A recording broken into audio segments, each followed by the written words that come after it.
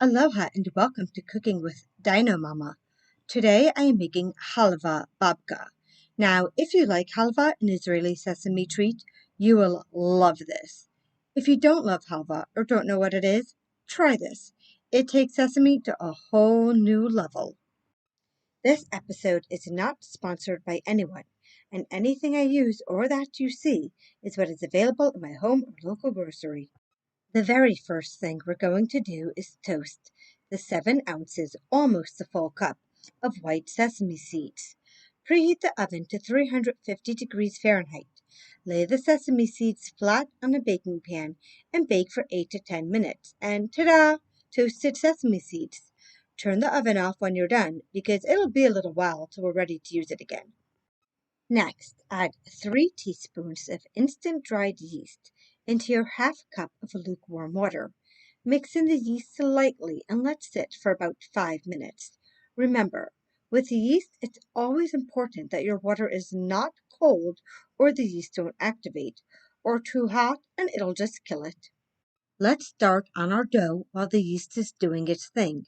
With the dough hook in place, pour in the 2 1/3 cups of all-purpose flour, half a cup of granulated sugar, half a teaspoon kosher salt, and mix just to combine. Add in the bubbling yeast.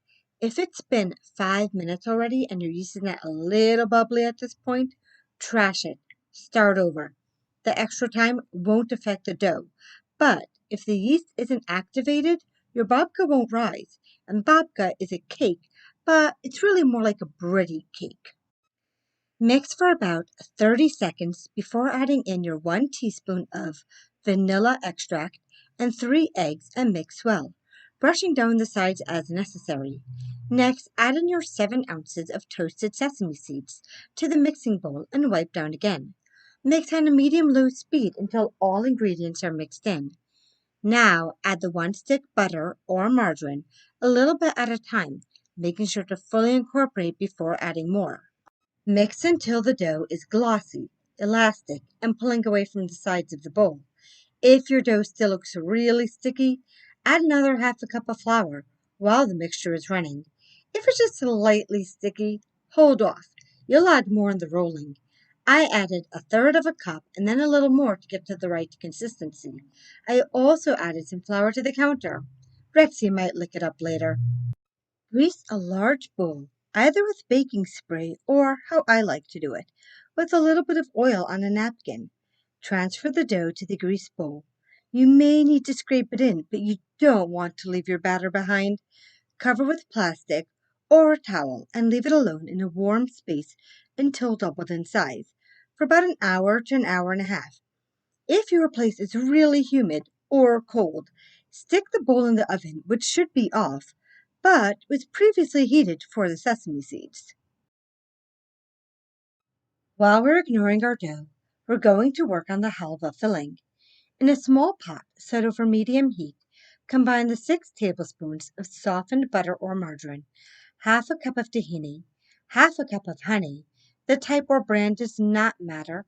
You can even use a flower honey for flavor. 1 teaspoon kosher salt, and 1 teaspoon of vanilla extract.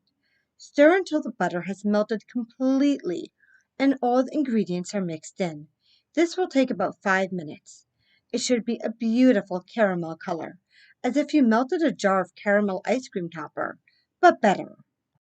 And now for some cool dino forensics.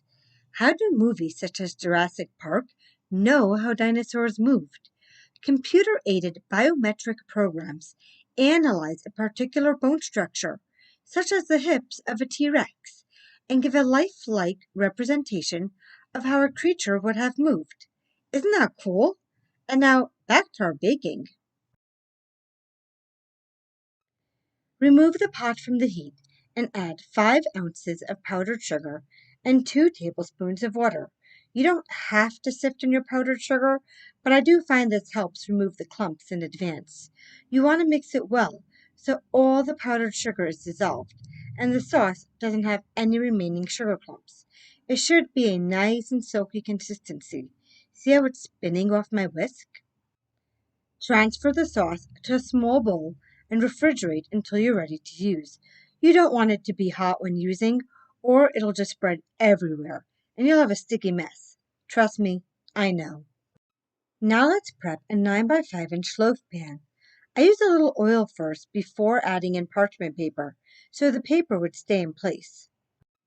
Once the dough has doubled, remove it from the bowl onto a large pastry mat. Feel free to save the plastic for the next proofing. Make sure to flour the mat well first, and to have more flour at the ready. The flour really helped to make the dough pliable, and I folded it a few times first. Oh, if you need to, just push a dino out of the way. They always seem to be everywhere when I'm trying to bake. Roll out the dough until you have a large rectangle, roughly 17 by 11 inches, and about 1/8 of an inch thick. Basically, thin enough to roll, but thick enough that the dough isn't breaking and the sauce doesn't leak through.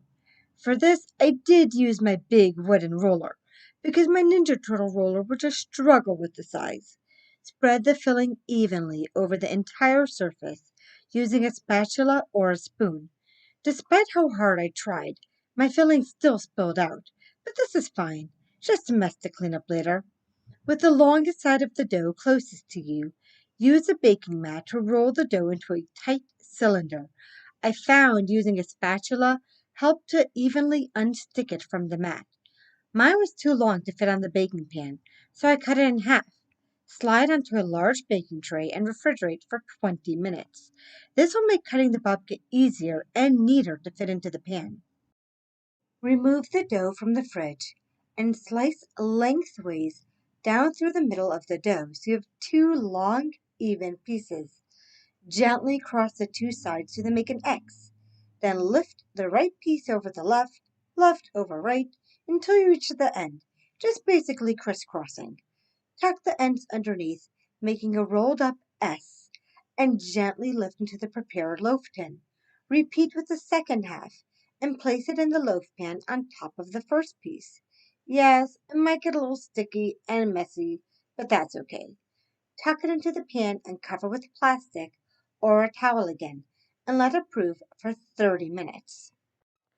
Meanwhile, preheat the oven to 350 degrees Fahrenheit.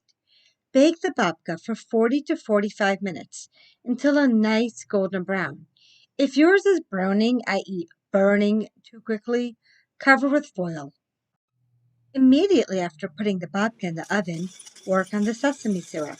Combine 3 ounces of granulated sugar with 3 ounces of water in a pan over medium heat, stirring constantly until the sugar has dissolved. Simmer and continue to stir for 4 to 5 minutes until thickened slightly, before setting aside to cool. I forgot to mention this in the beginning, but this recipe was actually sent to me by a local T-Rex who loves babka and thought this recipe sounded good, even though they do not like halva, and obviously they scarfed this down. It's too good not to. Have a recipe you want me to try? Put it in the comments. When the babka is done baking, wait about 5 minutes before removing from the pan. I left it on the paper, though, to gather any dripping sauce. Brush or generously pour the syrup all over and sprinkle with 1 to 2 ounces of sesame seeds. Allow to cool for at least 10 minutes before slicing and eating. The syrup will absorb and the babka is amazing while warm. Thank you for joining me today in Dino Mama's kitchen. And don't forget to like, share, and subscribe. Enjoy, and remember, only nice people get sweets.